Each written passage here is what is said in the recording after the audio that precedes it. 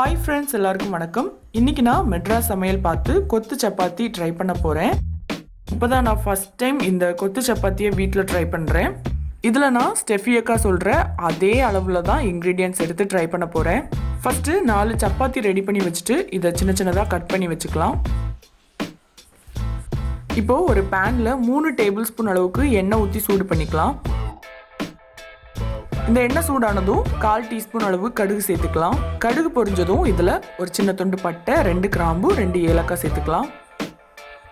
இப்போ இதில் 2 பச்சை மிளகாய், ஒரு கொத்து கருவேப்பிலை, 1 டேபிள் ஸ்பூன் இஞ்சி பூண்டு விழுது சேர்த்துட்டு இதை ஒரு வாட்டி நல்லா மிக்ஸ் பண்ணி விட்டுருக்கலாம்.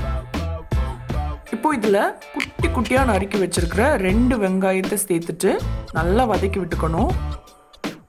கொஞ்சம் ப்ரௌன் கலர் ஆகுறது வரைக்கும் நல்லா வதக்கணும். இப்போ இது நல்லா வதங்கிடுச்சு. இதில் மசாலா பொருட்களை சேர்த்துடலாம்.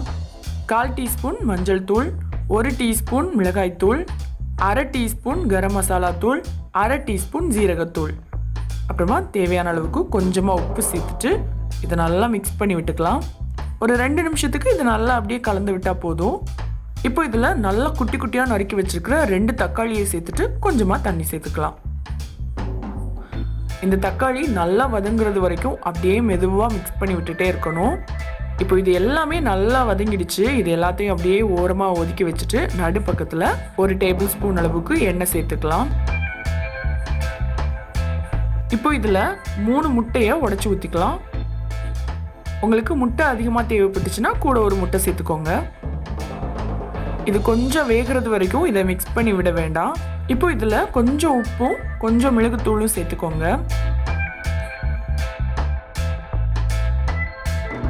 இப்போ இதில் உள்ள அந்த மஞ்சக்கருவை லைட்டாக உடைச்சி விட்டுக்கோங்க.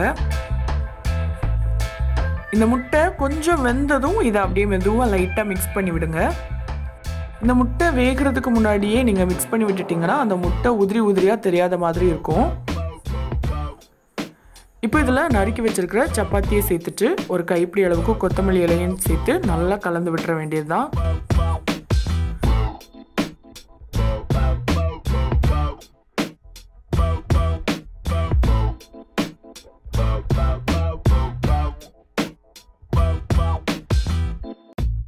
டடாங்!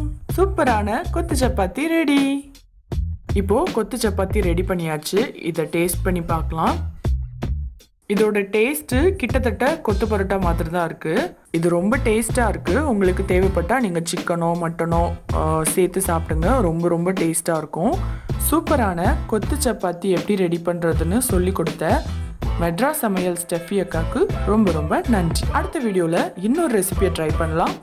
ருசியாக சாப்பிடுங்க, ருசிச்சு சாப்பிடுங்க.